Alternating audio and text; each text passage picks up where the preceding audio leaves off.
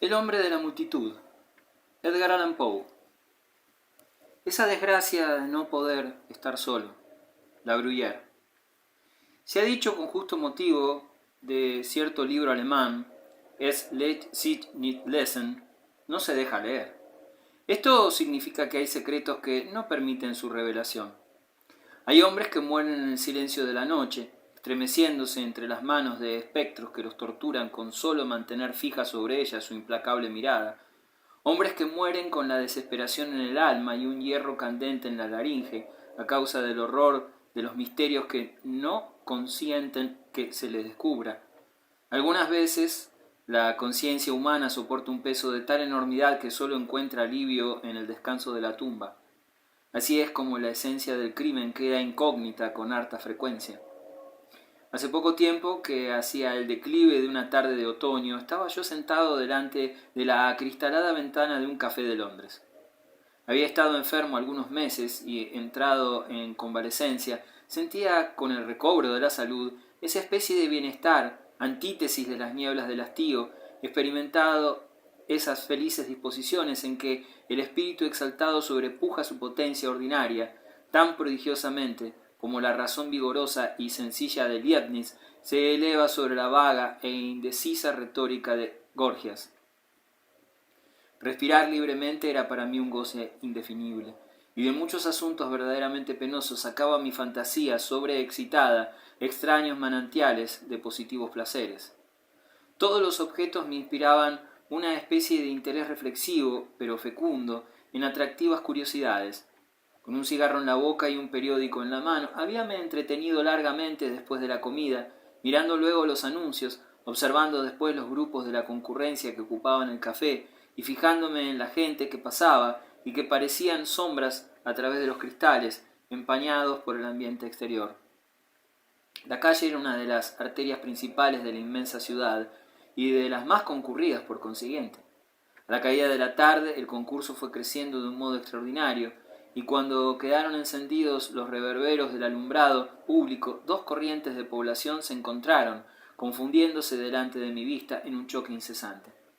Jamás me había encontrado en situación análoga, o por mejor decir, nunca había tenido conciencia de aquella situación, aunque hubiera pasado por ella 1000 veces, y este tumultuoso océano de humanas cabezas me proporcionaba una deliciosa emoción de gustosa novedad. Concluí por no prestar atención alguna a lo que pasaba en el interior del hotel, absorbiéndome en la contemplación de la escena que ofrecía la espaciosa calle. Mis observaciones tomaron desde luego un giro abstracto y generalizador, mirando a los transeúntes como masas y no considerándolos más que en sus relaciones colectivas. Pronto, sin embargo, entré en pormenores, examinando con interés minucioso la innumerable variedad de figuras, trazas, aires, maneras, rasgos y accidentes. El mayor número de los que pasaban tenían un exterior agradable y parecían preocupados por serios asuntos. No pensaban en otra cosa generalmente que en abrirse camino a través de la multitud. Fruncían las cejas y giraban los ojos con vivacidad, y cuando los transeúntes los impelían, tropezando con ellos, no daban señales de impaciencia, sino se solían abotonar para ofrecer menos volumen al frecuente choque de importunos distraídos o rateros. Otros, y la clase era bastante numerosa, denunciaban en sus movimientos cierta inquietud, expresando su fisonomía una singular agitación, hablando entre sí con gesticulaciones varias y como si se creyeran aislados, por lo mismo que los rodeaba aquel hirviente remolino de la muchedumbre. Cuando se sentían detenidos en su rumbo, estas gentes cesaban en su monólogo, pero redoblaban sus gestos, aguardando con sonrisa distraída y como forzada el paso de las personas que les servían de obstáculo. Cuando los empujaban, saludaban maquinalmente a los que obstruían su paso, pareciendo disculpar sus distracciones en aquel mare magnum. En estas dos vastas clases de hombres, fuera de las que acabo de notar, no encontraba nada más propio y característico. Sus vestidos entraban en esa clasificación exactamente definida por el adjetivo decente. Eran sin duda alguna caballeros, negociantes, mercaderes, provisionistas, traficantes, los eupátridas griegos, o sea, el común del orden social. Hombres acomodados o acomodándose, o deseando acomodarse, activamente ocupados en sus personales asuntos, conducidos bajo su propia responsabilidad. Estos no provocaban mi atención particularmente. La raza de los comisionistas comerciantes me presentó sus dos principales divisiones.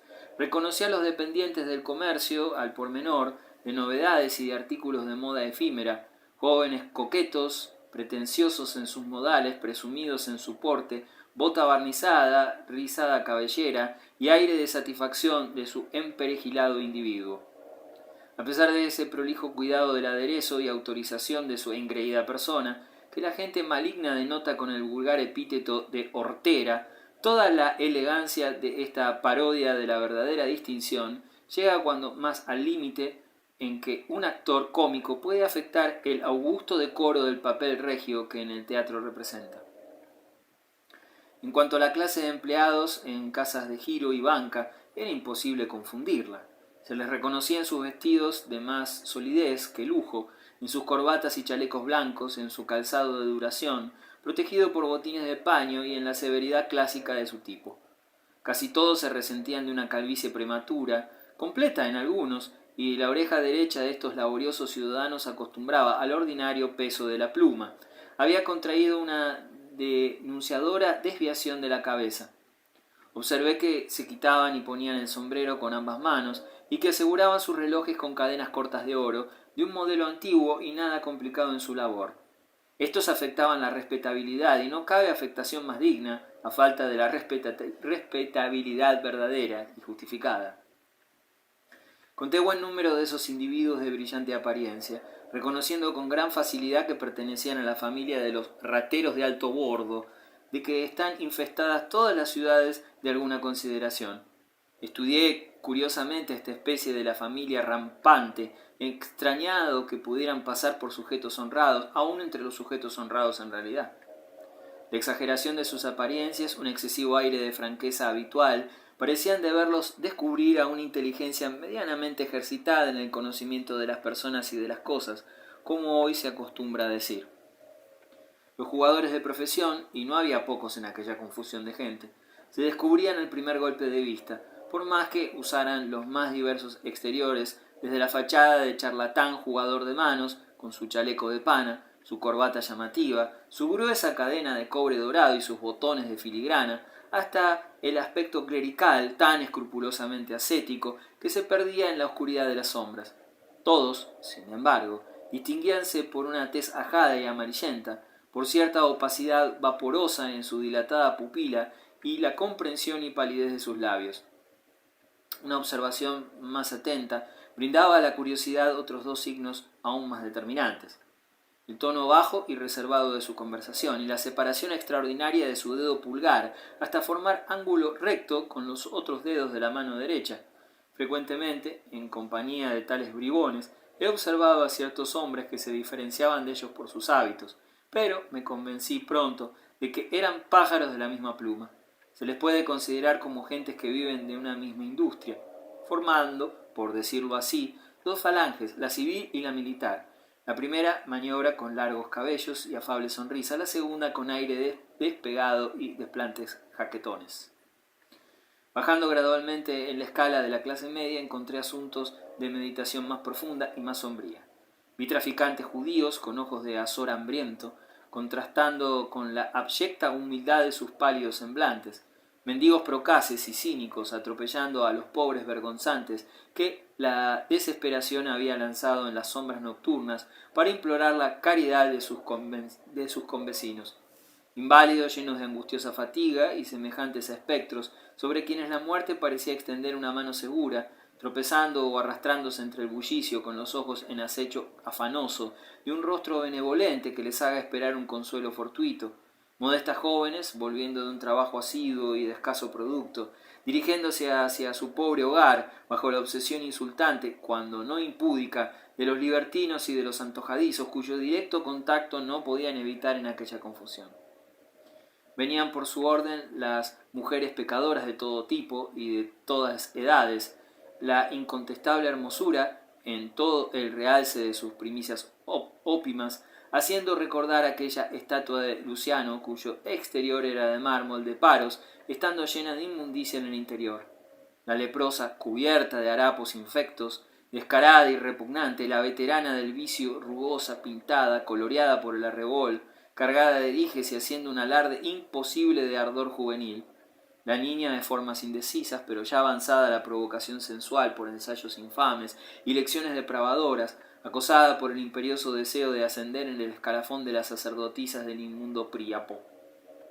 Surcaban el mar de la muchedumbre los borrachos en sus especialidades más indescriptibles, estos destrozados, asquerosos, desarticulados, casi, con la fisonomía embrutecida y vidriosa a la mirada, aquellos menos desarrapados, pero sucios, andando sin rumbo, rostros rojizos y granujientos, labios gruesos y sensuales, otros vestidos con cierta elegancia, pero en el desorden que indica el furor de la bacanal, hombres que andaban con paso firme y elástico, pero cuyos semblantes tenía una mortal palidez, cuyos ojos parecían inyectados en funesta combinación por la sangre y la bilis, y que en el vaivén de aquel oleaje humano tenían que asirse con mano trémula los objetos que encontraban a su alcance.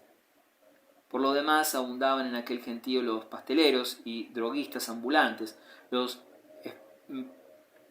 expendedores de carbón y de leña, los tocadores de organillo y sus inseparables, los que enseñan marmotas o hacen trabajar a los monos, los vendedores de papeles públicos, los trovadores del vulgo y los antilbanquis artesanos y trabajadores, rendidos de fatiga después de tantas horas de sujeción y de faenas, y todo esto lleno de una actividad ruidosa y desordenada que abrumaba el oído con sus discordancias, produciendo una sensación dolorosa a la vista del observador reflexivo.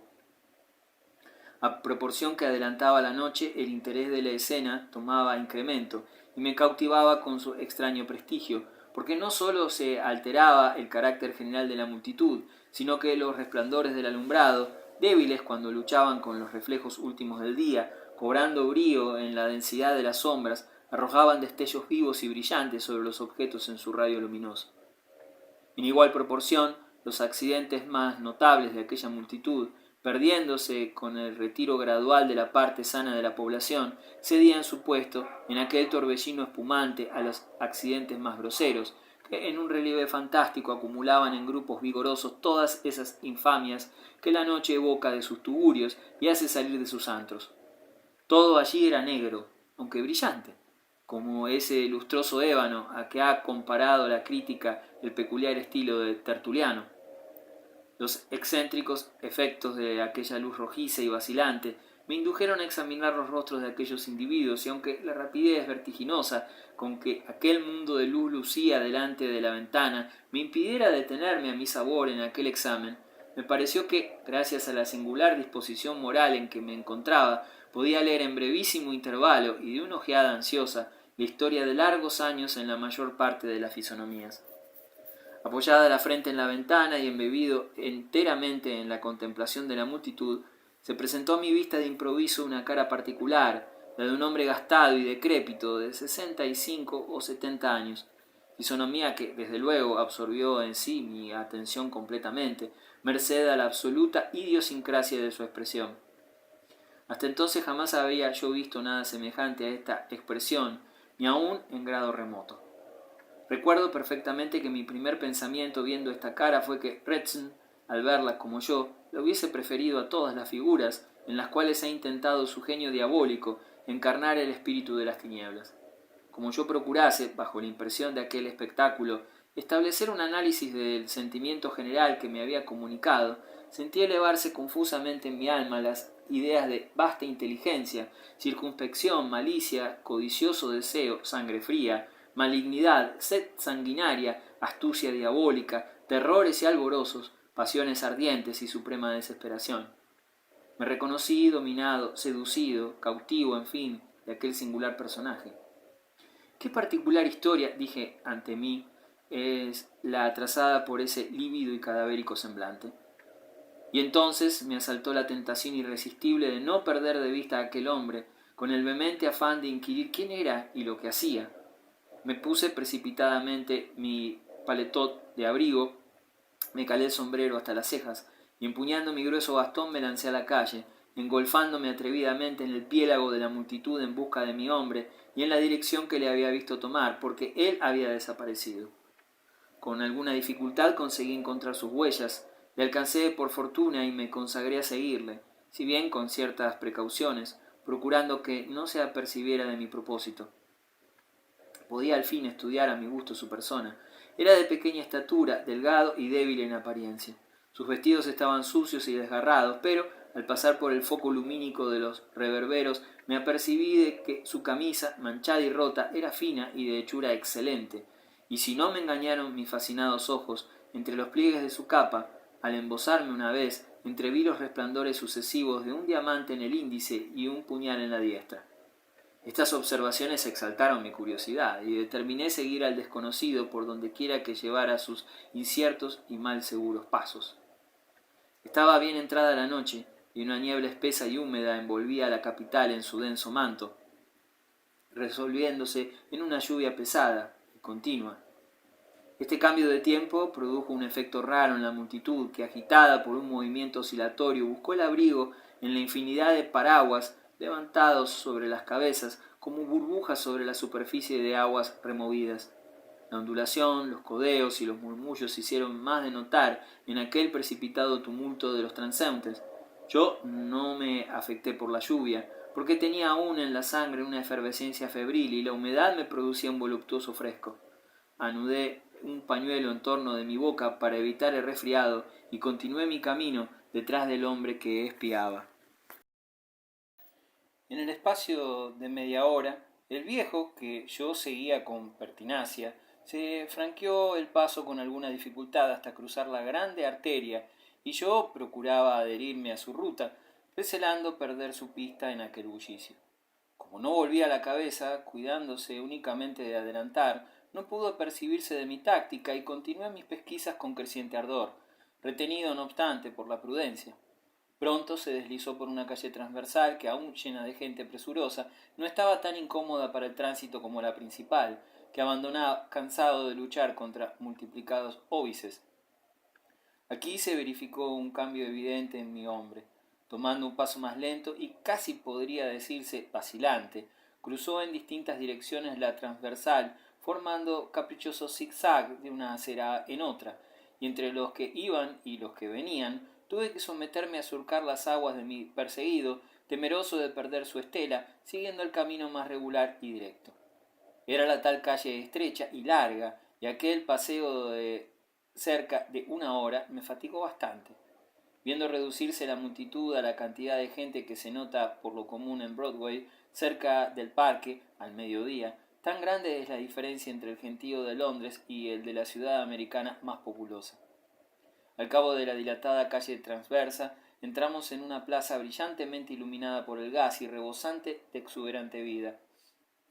El individuo recuperó el primer aire que tanto me había chocado al verle. Dejó caer la barba sobre el pecho y sus ojos chispearon rutilantes bajo sus contraídas cejas al registrar los objetos en su contorno, pero no detrás de él, por fortuna mía. Apresuró el paso, pero no convulsivamente, sino con regularidad y en gradación calculada, y no fue poca mi sorpresa al ver que, dando la vuelta a la plaza, volvía atrás, comenzando su estrambótico paseo como una tarea impuesta. Entonces me vi precisado a una porción de hábiles maniobras para evitar que en uno de aquellos retrocesos súbitos descubriese mi curioso espionaje. En este peregrino paseo empleamos una hora, mucho menos molestados por los transeúntes que lo fuéramos al entrar en la plaza, porque la lluvia crecía, arreciaba el viento, y el temporal retiraba a la gente al amor de los hogares. Haciendo un gesto de impaciencia, el hombre errante pasó a una calle oscura y comparativamente desierta, y la recorrió en toda su longitud con una agilidad que jamás habría sospechado en un ser tan caduco, pero una agilidad que me cansó extraordinariamente en mi empeño de seguirlo de cerca. En pocos minutos desembocamos en un vasto y concurridísimo bazar. El desconocido parecía estar al corriente de todas las localidades, y allí tomó su marcha primitiva, abriéndose paso sin especie alguna de prisa ni de atropello, y sin provocar la atención de los que vendían y compraban en el espacioso establecimiento. Cerca de hora y media pasamos en aquel recinto, teniendo que redoblar mis precauciones a fin de que no advirtiese el viejo la insistencia valerosa de mi curiosidad, que me confundía materialmente con la sombra de su endeble cuerpo. Yo llevaba chanclos de caucho que me permitían ir y volver sin producir ruido que denunciara mis pasos. Mi hombre entraba sucesivamente por todas las tiendas, sin pedir nada y sin preguntar por nadie, fijando en las personas y en los efectos una mirada fija, incoherente y sin destello. Su conducta me extrañaba sobremanera, afirmándome mi resolución de no separarme de él sin haber satisfecho plenamente la curiosidad que me hacía girar en su órbita como un satélite. Un reloj de sonoro timbre dejó oír 11 vibraciones de una solemnidad pausada, y esta fue la señal para que el bazar quedase desocupado de allí a poco. Uno de los tenderos, al cerrar un muestrario, dio un empellón a mi hombre en el impulso vigoroso de su faena, y el viejo, estremeciéndose a este contacto, rudo y puramente involuntario, se precipitó a la acera opuesta, y como aguijoneado por el terror se introdujo con velocidad increíble en una serie de callejuelas tortuosas y solitarias, a cuyo fin llegamos de nuevo a la calle arterial, de que habíamos partido juntos, donde estaba el café en que había pasado yo la tarde tan distraído. La calle no presentaba ya el mismo aspecto, y aunque alumbrada por el gas, como llovía sin tregua, eran raros los transeúntes y los pocos que la atravesaban lo hacían con marcada premura. El incógnito palideció, aventurando sus pasos tristemente en aquella avenida antes tan animada, y después, exhalando un profundo suspiro, tomó la dirección hacia el Támesis y siguió un laberinto de vías excusadas y oscuras hasta llegar frente a uno de los principales teatros de la capital. Era en el momento preciso de terminar el espectáculo, y el concurso desembocaba en la calle por las varias puertas del Coliseo. Entonces vi a mi hombre abrir la boca para respirar con fuerza y sumirse en la bulla como en su elemento, calmándose por grados la angustia profunda de su fisonomía. La barba volvió a caer sobre el pecho, apareciendo tal como le había visto la vez primera que en él fijé mis ojos. Noté que se dirigía hacia donde afluía con preferencia el público, pero, en suma, me era imposible comprender los móviles de su conducta singular. Mientras adelantaba en su marcha, diseminábase el concurso, y al advertir esto, el desconocido parecía afectado por una emoción afanosa y pródiga en incertidumbres. Durante algún tiempo siguió de muy cerca a un grupo de 10 o 12 personas, pero poco a poco y uno a uno el número fue disminuyendo hasta reducirse a 3 individuos que se instalaron en reservada conversación a la entrada de una callejuela estrecha, oscura y de difícil paso. Mi hombre hizo una pausa y estuvo algunos instantes como sumido en vagas reflexiones, y luego, con una agitación marcadísima, se introdujo rápidamente por un pasaje estrecho que nos llevó al extremo de la ciudad y a regiones bien diferentes de las que hasta entonces habíamos recorrido.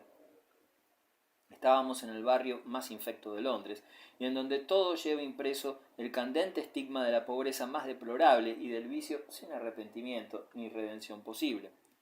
Al accidental fulgor de un empañado reverbero distinguíanse las casas de madera, altas, antiguas, agrietadas, amenazando ruina, y en tan extravagantes direcciones que apenas se acertaba a andar por aquel confuso laberinto. El pavimento estaba lleno de miasmas, y las piedras rodaban fuera de sus huecos, sacadas de sus alveolos por césped negruzco, signo de las vías desiertas. El lodo fétido de la corriente impedía el libre curso de las aguas pluviales, que formaban lagunas en los hoyos del empedrado destruido. La suciedad del piso manchaba en salpicaduras hediondas las paredes, y la atmósfera impregnábase de las miasmas deleterios de la desolación. Adelantando en aquellos sombríos lugares, los ruidos de la vida humana se hicieron cada vez más perceptibles, y al fin numerosas bandas de hombres, los más infames entre el populacho de la capital, mostráronse a nuestra vista como naturales figuras de aquel cuadro siniestro. El incógnito sintió de nuevo reanimarse su decaído espíritu, como la luz de una lámpara que recibe el aceite que necesita para el alimento de su combustión. Estiró sus miembros y pareció aspirar desenfrenado, característicos de la juventud. De repente volvimos una esquina, y una luz de vivo resplandor, dejándonos casi deslumbrados por su contraste con la oscuridad de aquel recinto, nos permitió reconocer uno de esos templos suburbanos de la intemperancia, donde el moderno Baal se sacrifican los hombres depravados al demonio del Jinn. Estaba amaneciendo, pero un tropel de beodos inmundos se agolpaban a la puerta de aquel lugar de perdición. Ahogando un grito de alegría frenética, el viejo se abrió paso lentamente por los grupos de bebedores y de repugnantes borrachos y radiante, la odiosa fisonomía ante aquel espectáculo desconsolador fue y vino de arriba abajo y de abajo arriba por aquel trozo de calle como si no tuviera saciedad para él el panorama de la degradación y del embrutecimiento. No hubiese dado tregua a este convulsivo paseo a través de aquellos miserables si el movimiento de cerrar las puertas de aquella caverna maldita no indicara la hora de poner fin al tráfico de la noche en semejantes establecimientos. Lo que observé en la fisonomía de aquel ente excepcional que espiaba sin experimentar cansancio en tanta vuelta y revuelta fue una cosa más intensa aún que la misma desesperación. No titubeo al pensar esto en su carrera, antes bien, con loca energía, volvió atrás de improviso, dirigiéndose con decisión firme al corazón de la populosa capital de la Gran Bretaña. Corrió impávido y largo tiempo, y yo siempre en su pista, como atraído irresistiblemente por una fuerza mágica que centuplicaba las mías, determinado a todo trance a no perder tino de sus pasos, en esta indagación que absorbía en su interés todas mis facultades, así morales como físicas. El sol irradió en un cenit despejado, después de una noche lluviosa, y llegado que huimos a la arteria principal en que estaba sito el café de donde salí a la saga del diabólico viejo, pude advertir que la calle presentaba un aspecto de actividad y continuo movimiento análogo al que ofreció en las primeras horas de la noche precedente, siendo aquel, según mis observaciones, el flujo matutino del reflujo nocturno, en el cuadro de mareas humanas del mar insondable y turbulento del vecindario de Londres.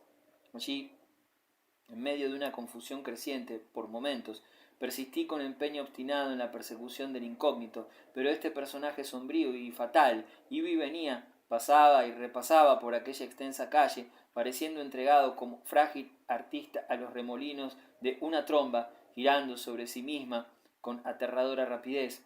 Ya se aproximaban las sombras de la noche, y sintiéndome quebrantado por aquel tráfago que resentía con intolerables dolores la médula de mis huesos, me detuve frente al hombre errante con aire de interpelación insolente, mirándole ceñudo y decidido a formular dos agresivas preguntas.